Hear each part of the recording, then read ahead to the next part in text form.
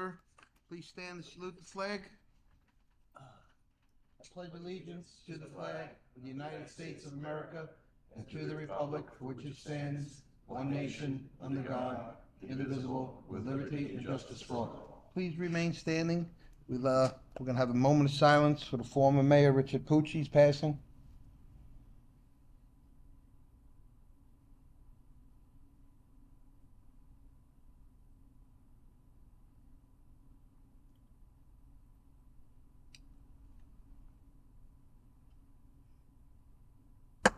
Thank you.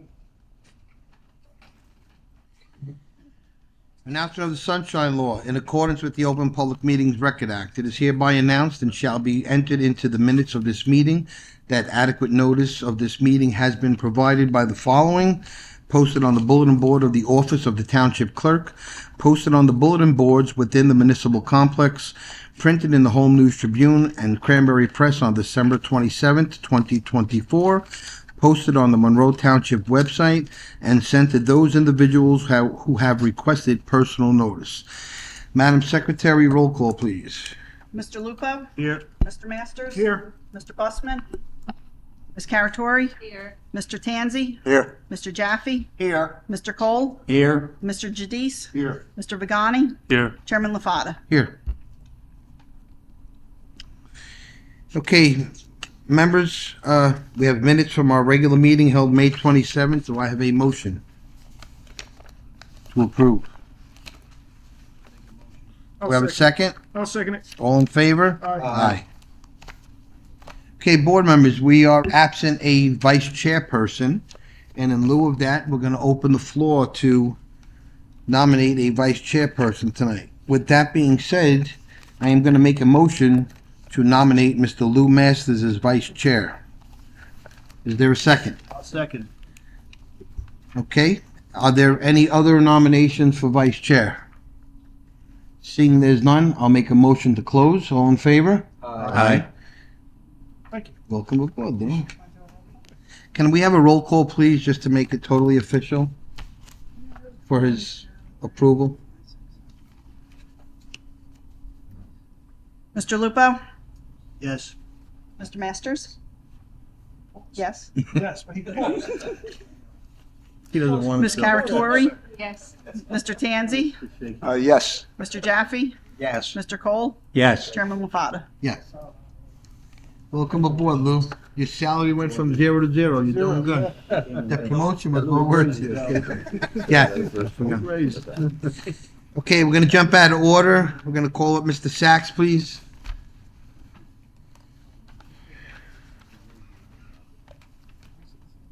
Thank you, Mr. Chairman. Thank you for taking this out of order. I'll be very brief. First of all, Lawrence Sachs on behalf of the Chabad Lubavitch Jewish Center. We're here this evening because we require an extension of our approval. We got an approval from this board back in 2021. The resolution was memorialized May 25th of 2021. That approval is good for 3 years. And we have not yet commenced construction. However, we're in the process of starting to do that. And the reason for the delay was several-fold. One of them, we had some issues that we had to wrap up with Middlesex County, and we finally were able to do that. We had some issues from an engineering standpoint, and those plans were revised. And most importantly, we needed to get our funds together to start the construction. We didn't want to do that until we had secured all that. So that has been accomplished now. So under the municipal land use law, and I'm sure Mr. Vignola will tell you if I'm incorrect, you can get a 2-year extension under Section 52 of the municipal land use law. I'm not going to be greedy about it because if I take 2 years from today, that would probably be not proper. So the 2 years would be from 2024. So that's why I'm seeking the 2-year extension, which will take us to 2026. It would be April 26, 2026. Correct. So that's our request, Mr. Chairman. I really don't have anything else to add. Is there anything legal we should know or no? Okay, board members, you have a request for an extension. The extension will end on April 26th of 2026. So we're in June of 25 now. So is there a motion to carry this or extend it till that date? I'll make a motion. I'll second it. Okay, Madam Secretary, roll call, please. Mr. Lupo? Yes. Mr. Masters? Yes. Ms. Caratori? Yes. Mr. Tanzi? Yes. Mr. Jaffe? Yes. Mr. Cole? Yes. Chairman LaFatta? Yes. Thank you, Mr. Chairman, members of the board, and you'll see some activity on that site, I'm sure, between now and April. Thank you. And Mr. Chairman, just for the record, I prepared a resolution which memorializes the board's action. I would ask that the board consider adopting that resolution this evening so that we don't have to worry about doing that housekeeping later.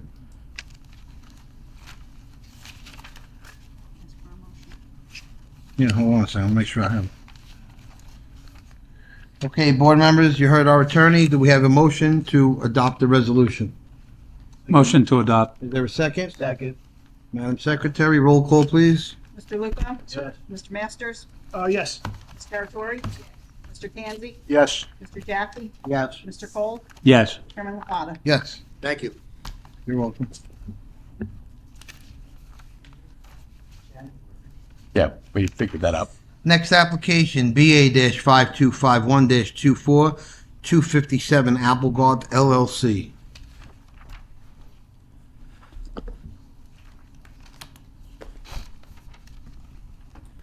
Good evening, Mr. Chairman, members of the board, board's professionals, and public. Kenneth Pape of the firm Heilburn Pape on behalf of your applicant.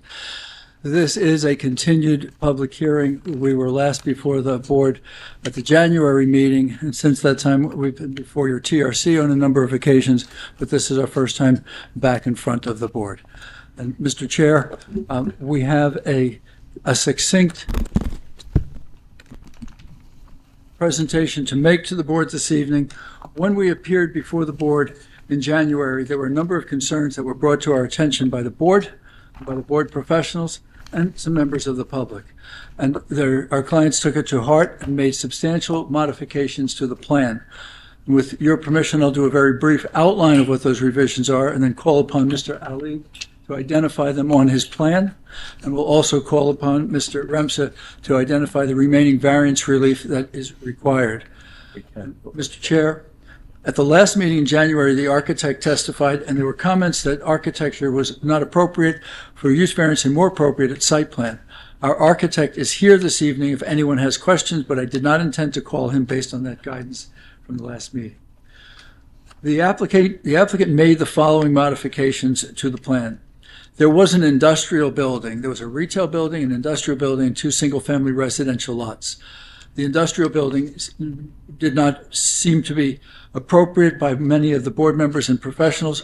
We removed that industrial building from the plan in its entirety. There was a request that we increase the buffers on our property so that we would have, our buffers would be in conformance with the ordinance. Those revisions were made. The buffers, you'll hear that the buffers are now conforming. We were also asked to increase the size of parking stalls. The parking stalls are now 10 by 20 throughout the retail portion of our site. We do have in the employee parking area a limited number of parking stalls that are less than the full 10 by 20. We're asked to relocate our driveway a greater distance from the intersection to make a safer driveway, and we did that. We moved the driveway. We are also asked to relocate our parking so that we did not violate the parking requirements in the front yard setback. We did that. These are the major points of change. As the end result is that we still have limited variance relief. You'll hear that we have a D2 variance for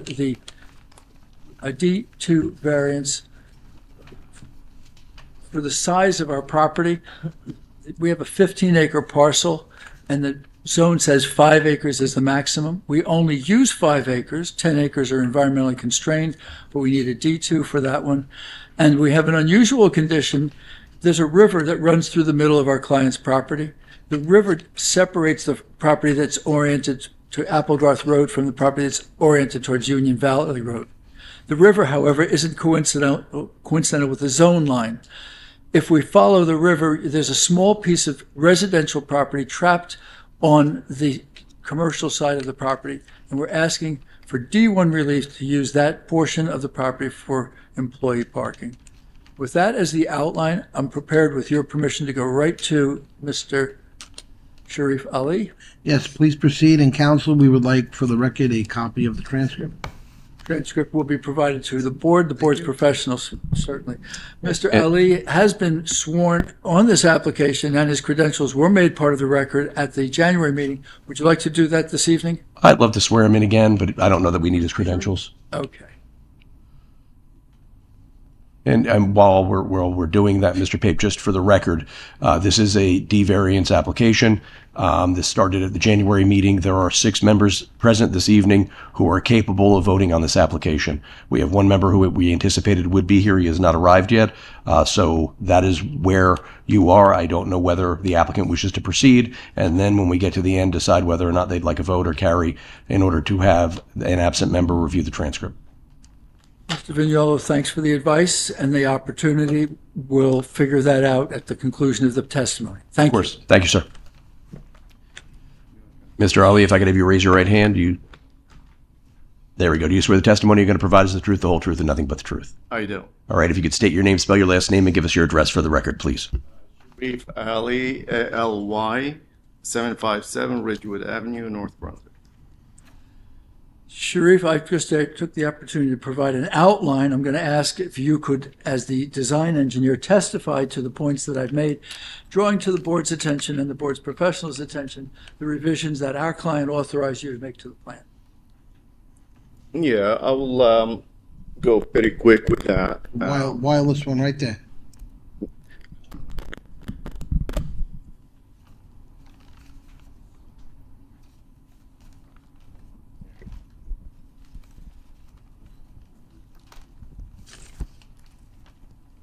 So I have, I'm not sure this one will be, we were A3 last time, I believe, on the exhibits.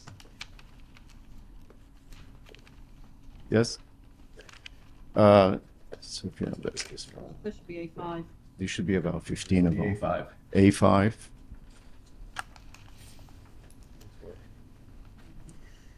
It's been a little more, we got it. I said between you and we're coming. So A5 is a color exhibit and pretty much shows the layout on site. A3, I have it below A5 here, and you can see the difference. The 3 buildings that we have, and one of them was in the R30 zone. So basically just right over the common zone line. From the NC that is being eliminated as stated, and the 3 building being combined to 1. The 3 building is about 48,800. This building here is 40,700. So it's about 8,000 square feet less. So that is here's the building, eliminated most of the, with that building and the layout that you see, and was stated, moved the driveway closer to the center of the property, and that will address some of the concern of the township engineer, Mr. Razumowitz. This driveway is still pretty much the same. Most of the parking lot now, parking spaces now in the area on the side of the building. So we have much better circulation with this layout. The spaces in the front, I calculated, is about 16%, is less than the 20% is permitted. That's taken care of. We respected the buffer of 25 feet, where before we had 21 and change. That's been taken care of. So beside the building location, eliminating the building in the back and the parking spaces in the front, we also, I would say most of the parking spaces on site now 20 feet deep. So the only ones that 18 feet deep is the one along the curb line. So given 2 foot of overhang, you still get that 20 feet pretty much, out there. But for the most part, they 20 feet deep. Some of them, most of the parking spaces on the side of the building that will be used by people coming into the facility. They're all 10 feet wide. Obviously, with the except of the handicap requirement, the 8 by 20. That's just the regulation on that. The 9 by 18, again, you know, just in the area, it's overflown parking spaces. I strongly feel that it's not really needed in the facility, you know, that we feel that green is better than blacktop. I don't think that will ever be used. Our ordinance is very strict on that. It's one for every square feet for the retail building, is for every 150 square feet of the retail building. You need a space, where most of the ordinance out there, it's for most part is 200. So you are talking about at least 60 parking spaces that I strongly feel should be reserved. We'll accommodate, we'll show the area, but it should be put aside as green spaces, and if needed, we turn it into parking space. But again, you know, most of the 9 by 18 is sitting in the back area and now probably be occupied by employees parking. So that is most of the changes that we did. And if you recall, we have 11 variances and design waiver. Now we're down to about 5 of them. There is some new technical variances got to do with the lot line for the NC zone and the R30 zone. So there is a couple technical variants with that with respect to setback from the zone line of R30 zone. But again, you know, that's just a technical variance. And I believe Mr. Remsa will elaborate more on that. I have nothing further of Mr. Ali on direct, that he summarized the revisions that were made to the plan that were intended to be responsive to your requests and comments. With your next testimony. Yes, sir. Mr. Remsa is here. He's our professional planner. Mr. Remsa previously was sworn in, shared his credentials. We'll have him sworn in again. Sure. Do you swear the testimony you're going to provide is the truth, the whole truth, and nothing but the truth? I do. If you could state your name, spell your last name, and give us your address for the record. Yes, it's Mark A. Remsa, R-E-M-S-A. Address is 10 Dewberry Court, Mount Laurel, New Jersey. And Mr. Remsa's credentials were part of the record in January. We assume that they're part of the record. Thank you, Mr. Remsa. You've heard my outline. You've heard the detailed presentation by Mr. Ali of the revisions that our applicant has made. If you could, from a planner's perspective, take us through the limited variance relief that remains and share with the board the proofs that justify those Sure. variances. So there are two use variances involved. One is the D1 variance, which is the use of the parking area for the commercial use in the R30 zone. And the R30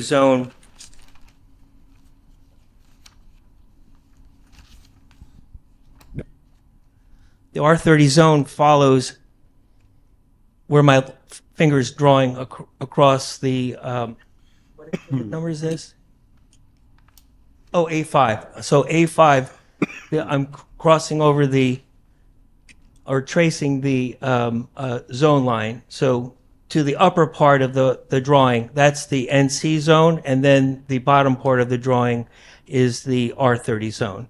And the entire building for the retail purpose is outside of the R30 zone. It's strictly the related supporting parking for the commercial use that's in the R30 zone. That triggers the D1 variance.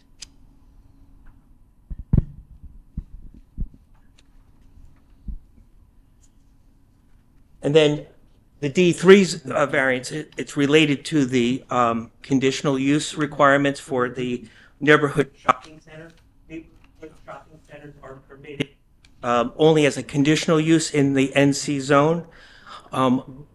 We comply with all of the requirements for the neighborhood shopping center, except for the maximum lot size.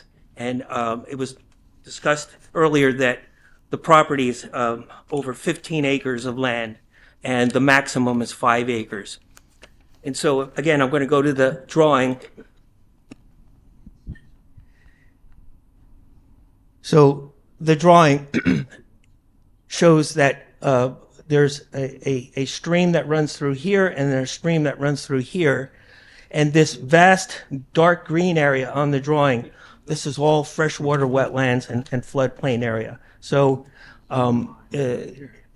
essentially cutting off the back portion of the property that would be served by a retail would limit and restrict any kind of real reasonable residential use here. So, but effectively, I'm tracing the area. Effectively using the area that is for the commercial use is roughly 5 acres of land.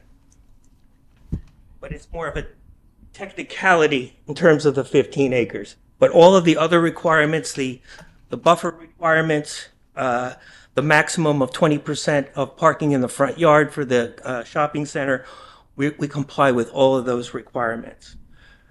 Mr. Remsa, could you, the stream corridors that you've described, they also influence the development of the property. A portion of the property that's zoned for residential is located on the commercial side of the river. And if you could point out the inappropriateness of putting a residence on that portion of the property and the appropriateness of rededicating it as commercial. Sure. So the residential portion would have to have access through the commercial portion of the property. This is the portion that fronts along Applegarth. So we would not be able to develop this land here where my hand is in the R30 zone and have access over to Union Valley. And the reason why we couldn't do that is because of all these environmental constraints. It really isolates this back portion here, and it would create an undesirable situation if this was to be developed with residential. It would really be isolated and really be less of a compatible use with the commercial here. And the R30 zone is zoned for detached single-family homes, which is why we have the two compliant detached single-family homes. On the other side, the bottom portion of the drawing that is not constrained by environmental factors. Mr. Remsa, I have nothing further on direct. Is there anything? Well, there's a couple other things I do want to draw our attention to. We also are proposing a freestanding sign, just making you aware that, and in the NC zone, freestanding signs are not permitted. They really have to be just facade signs. But because of the setup of the arrangement of the proposed shopping center, we're proposing a ground-mounted sign that would face along Applegarth Road. The experience that I have in Monroe is that normally these kinds of variances are addressed at site plan, which can give better detail of what the proposal is. But I'm just making you aware of that as well. So that's the essence of that. All my other prior testimony back in January still stands true for the proofs for the Except as improved by the plan. that's It's been before the vastly board. improved. We took the advice and input from the board and the board's professionals, and it was modified to the point where it's really just reduced down to a technical conditional use variance because of the existing lot is larger than the 5 acres. But in effect, the usable land is roughly 5 acres. It would bring it into compliance. Nothing further. Nothing further. Very fine. Mr. Chair, members of the board, nothing further from Mr. Remsa on direct. We do have two witnesses, Scott Kennel, who is a traffic expert. I did not intend to call him. There's no change other than we, as Mr. Sharif Ali pointed out, we've moved the driveway to a location that was requested. And also, Mr. Patel, our architect, is here, but following the suggestion of the board that he be that his testimony be preserved for site plan. I did not intend to call him, but they are both here if there's anyone who wishes to hear from either one of them. That is your applicant's conclusion on direct. Okay. Mika, we're going to start with you. Thank you, Mr. Chairman. Mr. Pape, I'm referring to CME memo of June 11th, 2025. Couple of clarifications. The testimony is provided that the variance is needed for the maximum lot area requirement. It was provided that, essentially the commercial lot is only 5 acres and the rest of it is environmentally constrained. Is the applicant willing to deed restrict the rest of the property? The portions that are environmentally constrained, to put them into a conservation easement? Yes. Okay, The thank you. DEP will require a similar, so there'll be overlapping restrictions, township and DEP. The second question, because the testimony was given that I want to clarify, the buffer is no longer a variance. Is that what I heard? I mean, it is still a variance because of the requirement that you have to have setbacks from the zone, and your lot is getting, split into the NC zone and R30. I understand it's a technical variance, but it is a variance, right? Well, the buffer that was talked about in January was the buffer that was around the perimeter of the property. And so the adjoining uses and zones are non-residential. So the idea was to increase it to the 25 feet to comply with the buffer. Well, I'm talking about the condition G in the NC zone for commercial parking lot. It says where a yard adjoins a residential user zone, the building, accessory structures, parking and loading area shall be set back 65 feet from the property line that forms the boundary with the residential user zone. So the property line, I'm going to trace the property line. Okay. So it says from the property line is to the buffer. That forms the boundary with the So residential user zone. this is not a property line. So the buffer that's required would be from the outer edge of the proposed or the existing property line. So the property line extends into both zones, actually extends into the FCH zone. So if you read the ordinance says the buffer has to be from the property line to the zone. This is not a property line. So we're not really requiring a buffer here because there's no property line from which... It's just talking about setbacks right now. It's not even over the buffer. It's just saying it has to be set back from the zone, right? Residential user zone. That's the variance that we asked for. We acknowledge Yeah. that we have a small portion of our residential zone on that side of the river, and we've Isn't- asked for the permission to use that with the commercial and not with the residential. Right. So, Yeah, that's a the D1 D- variance. That's the D1 zone. Yeah, That's yeah. the D1 variance, Yeah. yes. So this was just for the setbacks of the building and accessory structure. The buffer is a separate thing in itself, 65 feet when it adjoins a residential user zone. I don't have the advantage of your report. I don't have a copy of your report. I didn't get your report. Yeah, I don't have a either, copy of that the you're report. referring to. So, I haven't received it. right. You haven't received it? No, It has been issued June 11th. but we haven't received it. Thank you so much. I'm I sorry. think So Mr. which page are we Ali talking about? does have it. It's on page 4. Page 4. Okay, page 4. This one.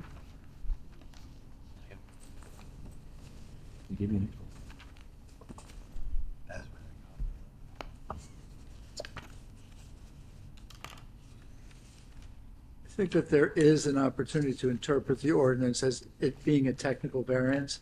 But once we've asked that the board consider the D1 to allow that to be used as commercial, I would say that anything that follows is subsumed. But I understand exactly the point that you're. Okay, thank you. Just to make sure the record is clear.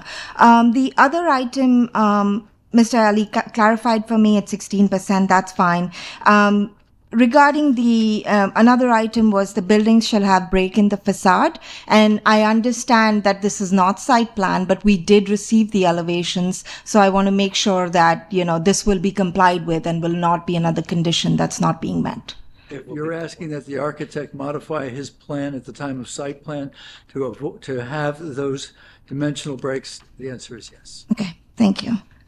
So there are a few conditions that are not being met. That's why we are asking D3. And then for the parking lot, we are asking the use. It's located in the R30 zone. The other question I have is the buffer width from the right of way, which is just a bulk variance. Is that something that will be tackled in the site plan, or is that being tackled right now? The commitment to be compliant is made Yeah. tonight.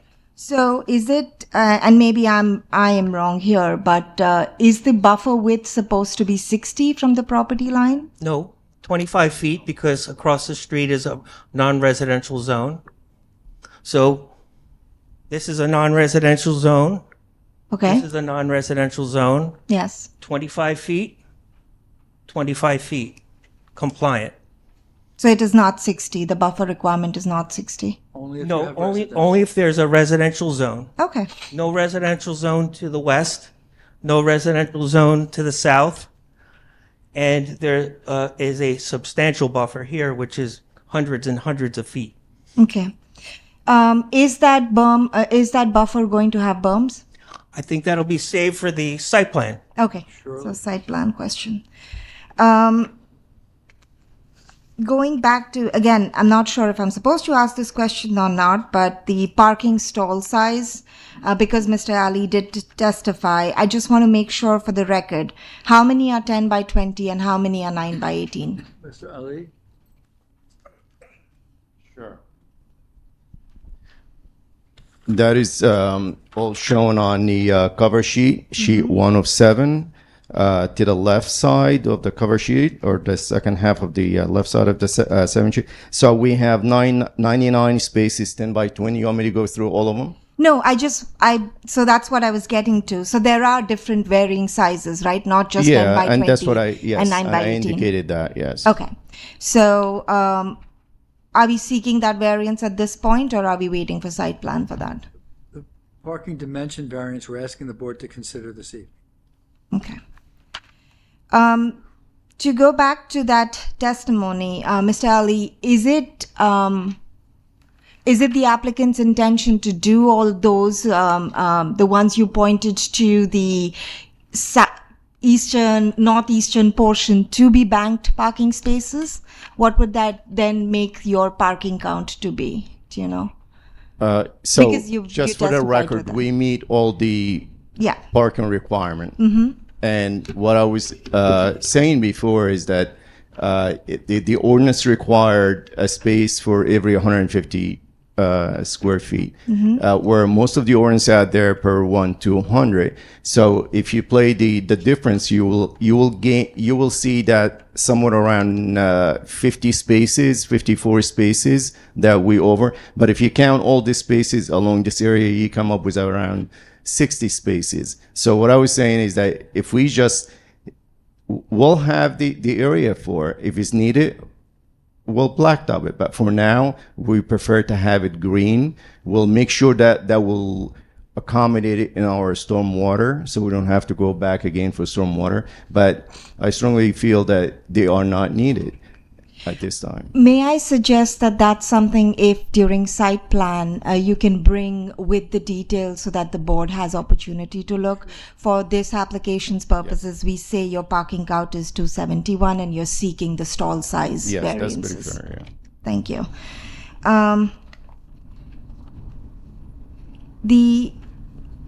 The other thing, please let me know if we should defer this, the loading area, to the site plan questions later. I think the loading Okay. area design would be at site plan, if that's acceptable to the board. All right. So, for the record, Chairman, referring to CME Associates June 11th memo, I'm not going to question any other questions that we have on the access driveways, the driveway width, as well as the loading spaces at this point, as the applicant is mentioning that they'll come back for that in the site plan. The signage, again, Mr. Remza, you did testify regarding the one freestanding sign that's being proposed, but you're deferring all the dimensions as well as all the wall signs, numbers, and everything for site plan time? And we're also not asking, it was letting the board know that if we get to site plan, we will ask for that, but we're not asking for it this evening. Okay. We'll defer to the board's final decision at the time of a site plan. You don't have enough information on the sign. Okay. To clarify from the last time, now that the industrial building has been removed, there is no outdoor storage of vehicles or Correct. commercial vehicles? Correct. Okay. And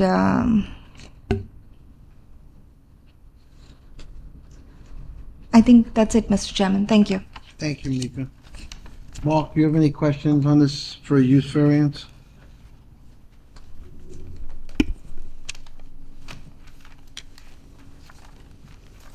My third review for the project's dated June 5th, 2025. And did you receive my letter? Thank you. I'll touch on some of the items. Let's see, the intersection of Applegarth and Cranberry Station Road. As far as impacts to that intersection, can you just summarize what the impacts are to that intersection and any upgrades for that intersection?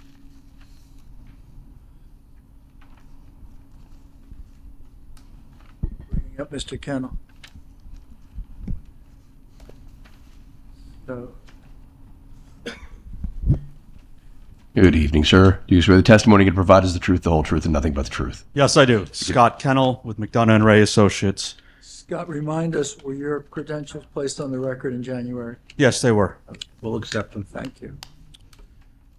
And as part of the revised application, we also issued a new traffic report. There were questions about updated traffic counts, and so that was all addressed in our March 28, 2025 submission.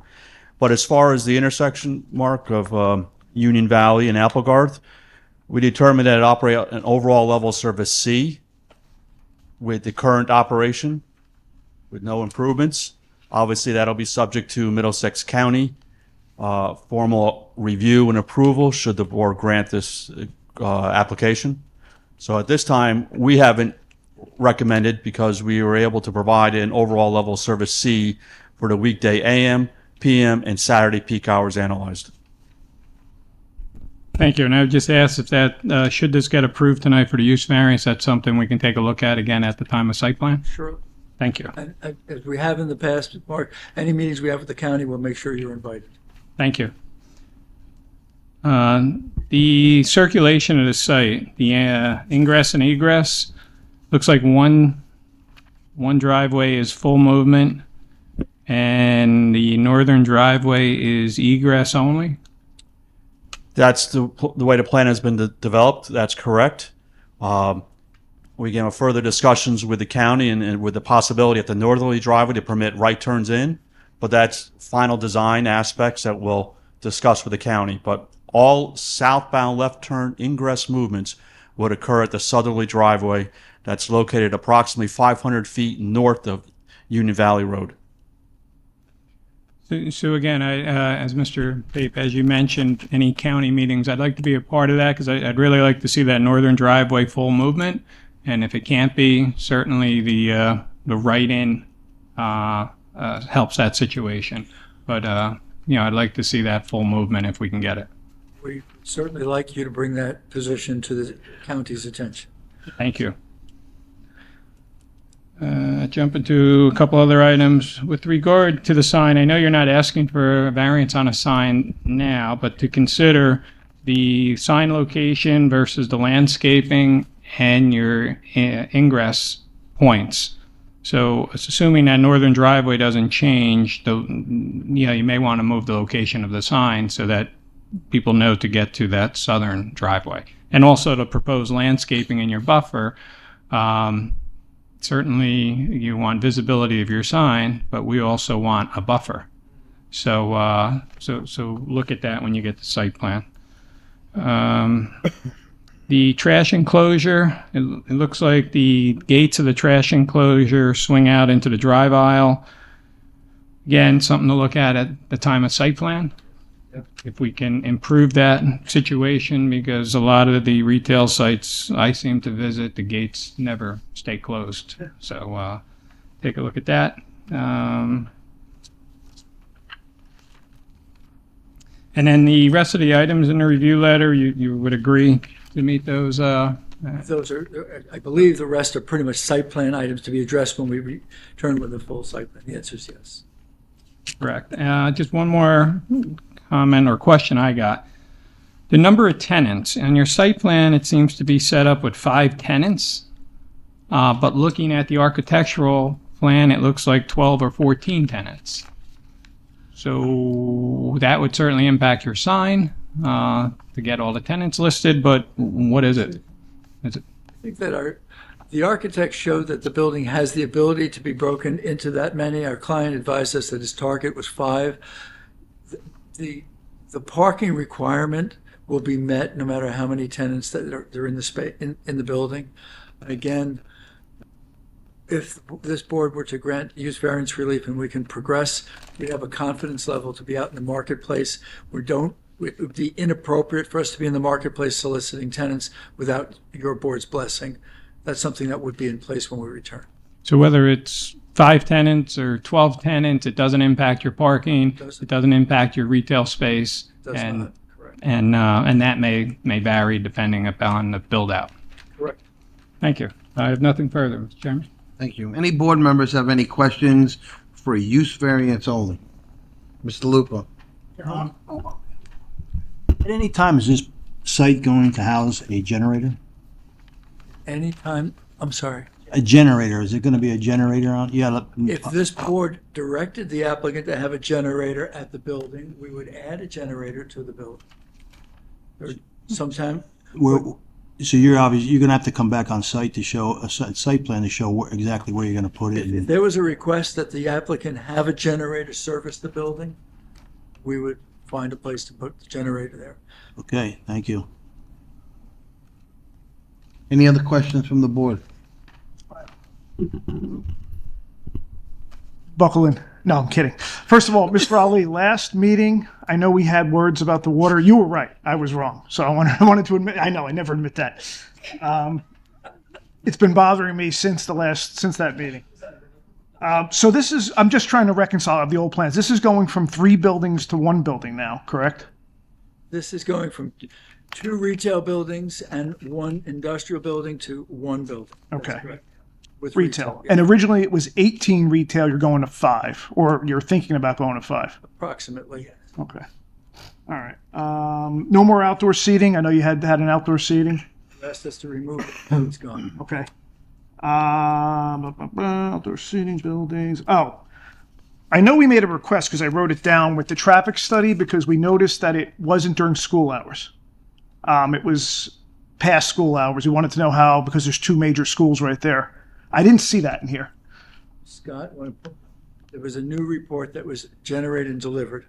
But it's still, okay, tell me what times, because I see 8:15 and the buses are already done by then. Yes, what we had done at the request of the board is we had installed an automatic traffic recording device that recorded the traffic volumes northbound and southbound for over 8 days. And it was March 18th to March 26th. And basically we looked at the peak hours. Again, the traffic volumes were collected during those times when school classes commence and when dismissed. But again, we reviewed, and what is standard in the industry is to review the peak traffic volume periods on Applegarth Road. So again, even though they may not be consistent with the peak hour we used, those hours that the schools have commencement or dismissal have lower volumes on Applegarth Road. The methodology and the protocol that we utilized in this study is consistent with what's required by Middlesex County to analyze the highest peak hour volumes. And I think it's really important, though, just to emphasize, you did the counts at all hours of the day and night. That's correct. We have recordings on an hourly basis for over 8 days. And that data is contained in the appendix of our report. Okay. But you didn't actually do the report on the hours we asked you to. I did it based on the peak hour volumes and peak hour traffic on Applegarth Road at the site driveway. Peak And that hours. represents the worst case scenario. After getting the information that But identified. I just want to get, so we asked you to do it during school hours. You're saying no, you did it during the peak hours, which is not the school hours. That's what you No, said? only the analysis. We collected traffic volumes. So how does that look for the traffic volumes when all those? I would buses are- expect that the levels of service would be better than what we presented because the traffic volumes are lower when school starts before the peak hour. Okay. I disagree. Or conversely, and schools usually are dismissed before the evening peak hours, and therefore, if I were to apply the traffic projections to the school peak hours, it is my opinion that the levels of service would be better than what we presented in this report. Okay. Any other questions from board members? Mr. Tanzi? Yes, I don't see any areas where trucks would offload their product to the merchandise stores, if these are merchandise stores. I think we're gonna reserve that to a site plan. Okay. Right now, they're here tonight for a use variance.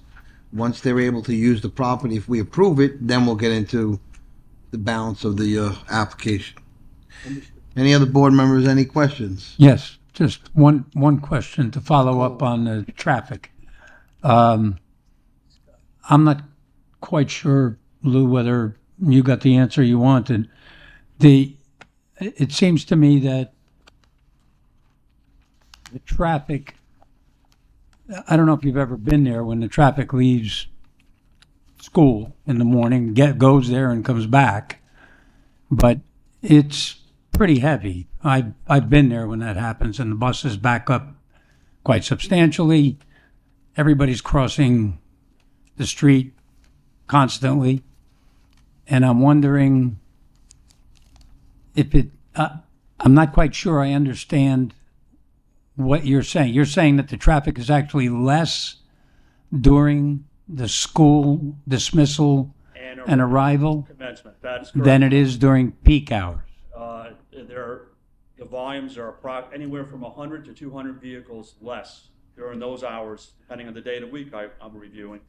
As, again, the data is provided in the traffic report in the appendix. For example, from 7 to 8 a.m., the two-way traffic volume on Applegarth, adjacent to the site, is approximately 720 vehicles. At 8 to 9, the total two-way traffic volume is anywhere from, but it's approximately 875. So again, we're looking at a higher two-way volume in doing the analysis. Again, if it's the board's pleasure and if they approve this use variance, I can do the hours when the schools are in session just to affirm what I've testified to. Well, I'm curious about one other thing. During those time frames where school arrival and departure, there's a lot of school buses. During your heavier traffic or peak traffic hours, you don't have that condition. So school buses back up a lot further than a normal vehicle. I'm not going to disagree that there's higher bus activity, but again, based on the total traffic volume, they're greater for the hours we analyzed. And again, and obviously at specific school sites, there's more activity. At this particular location, we're just dealing with through traffic. You know, we don't have bus turning turn into driveways like you see at the school site itself. So at a specific school site, yes, there may be more congestion or activity, but at this particular location, they're basically northbound and southbound through vehicles. They're not turning into the site, so it's a much more efficient traffic flow. Okay, does that make sense to you, Lou? No. Didn't think so. Chairman, if I can jump Go in. ahead. So Scott, let me try to cut through all the technical stuff. So you did traffic counts. You counted every vehicle for 24 hours for a number of days, That's correct. right? So you have counts 12 a.m., 1 a.m., right on through. So you have the counts from the school times in there. And your analysis, correct me if I'm wrong, took the peak hours of those volumes. And so you used a higher volume, but it may have slid outside the start of school hour. But it was all around there. Correct me if I'm wrong. It looks like it's like 8 a.m., correct? That's correct. 7 to 8 a.m. was the time that seems like the peaks. Well, the peak is after 8 o'clock. I mean, 8. Right after 8, o'clock. okay. Yeah. Right after 8 o'clock. So I don't know what time the schools start over there. I mean, they all seem to stagger a little bit. So you caught those hours and you just used the highest volume, which may have not been the start of school, but then that recorded a lower volume. And it's also That makes important. sense. You would expect higher volume because they're not school buses.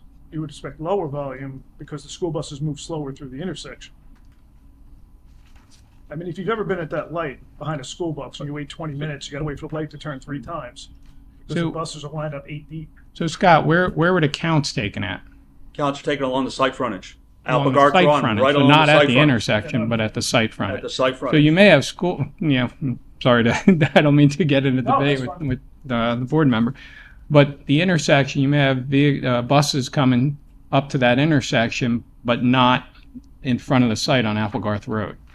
And let me also state. They come on there may be Union Hill or Union Valley Road. They may be coming through Union Valley Road and then making a left down to go to Applegarth School. You got Applegarth and Oak Tree Road. the road. Right, so they're not along the frontage of Applegarth Road where the site is, the retail site.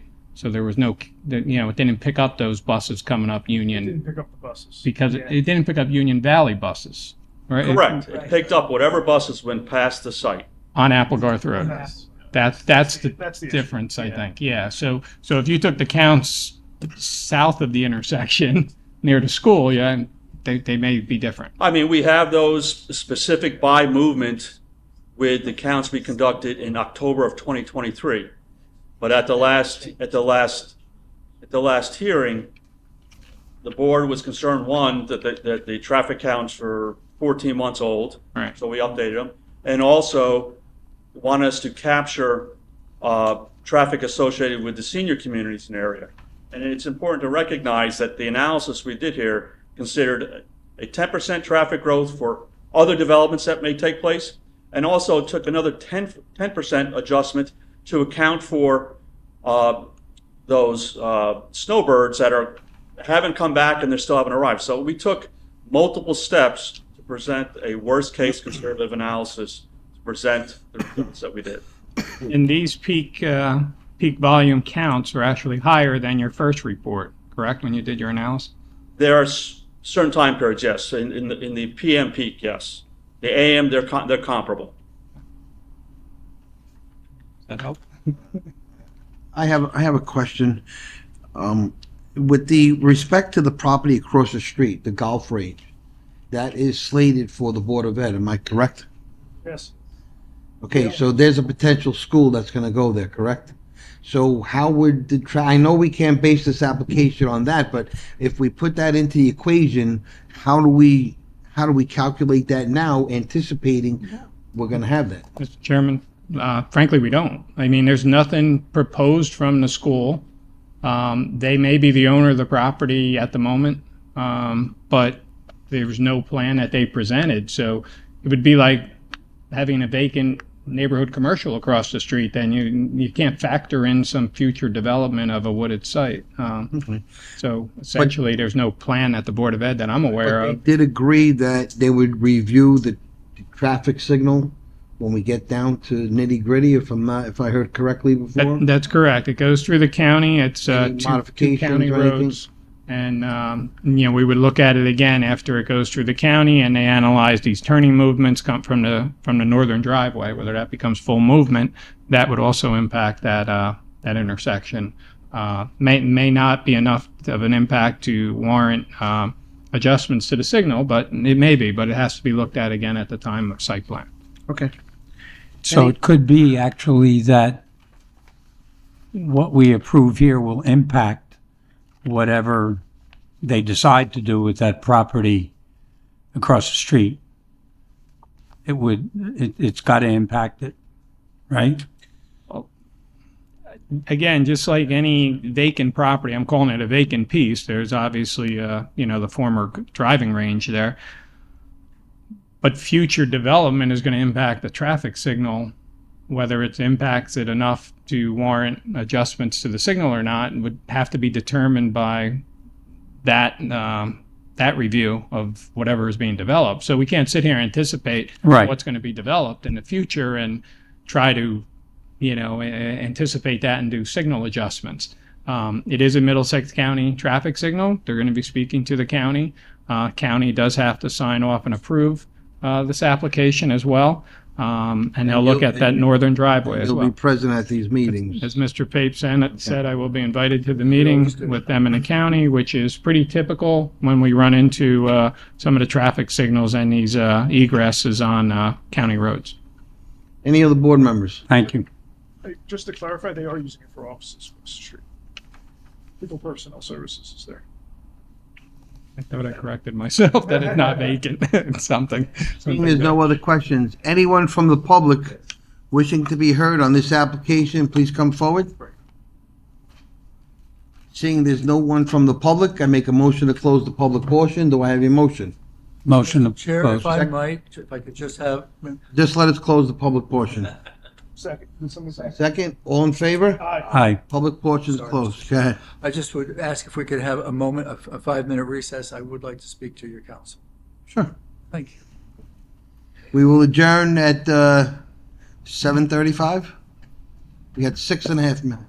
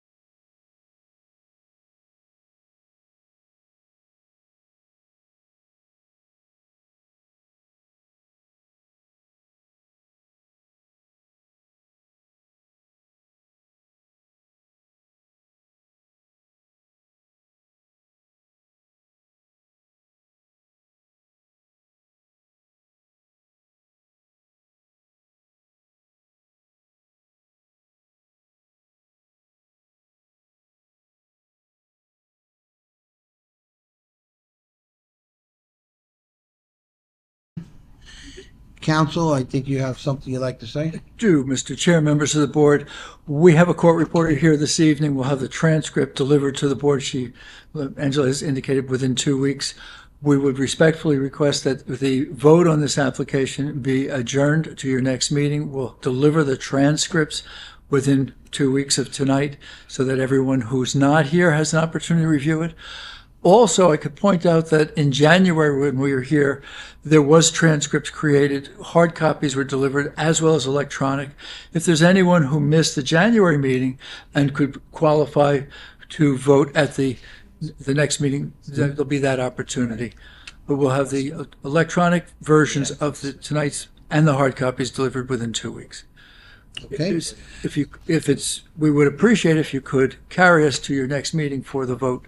There'll be no further testimony. I'll sum at that meeting, which will So the next meeting is going to be July 29th, works for us, Mr. Chair. okay? And I guess we're going to put you up first. That would be And we're very going to nice. come Thank strictly you. straight up to a vote for a use variance. Summation and a vote. you're My right. summation's 2 minutes. A quick recap, not a three. Quick recap. 90 seconds. Okay, thank you. Thank So you. just for the record, application BA 5251-24257 Applegarth LLC will be carried to the board's July 29th, 2025 meeting at 6:30 PM in this room. No further notice is going to be required. Thank you. Yeah. For those board members that don't know why, we have 6 voting members who read all the previous stuff, am I correct? We have six members who were present for both hearings, who are eligible to vote this evening. Right. So they need 5 for a use variance, so he'd rather go with having a full board of 7. Okay? And he's entitled to that. Okay, board members, we have a memorialization of BA-5245-23, Matrix 2, Center Drive LLC. Do I have a motion? Make a motion. Second. All in favor? Aye. Well, you want to go? Good. Next one is BA 5227-22, Royal Real Estate Holdings. Do I have a motion for the resolution? Motion. Second? Second. All in favor? Aye. Next application is BA 5250-24, Icon Electric. Do I have a motion for the memorialization? Motion. Second? Second. All in favor? Aye. Any discussion items? Anyone in the public wishing to be heard on any topic, anything, come forward. Seeing there's none, I make a motion to close the public portion. Is there a motion? Second? Second. All in favor? Aye. Any correspondences? A motion for adjournment? Motion. Second? All in favor? Aye. Enjoy the rest of the heat. Two.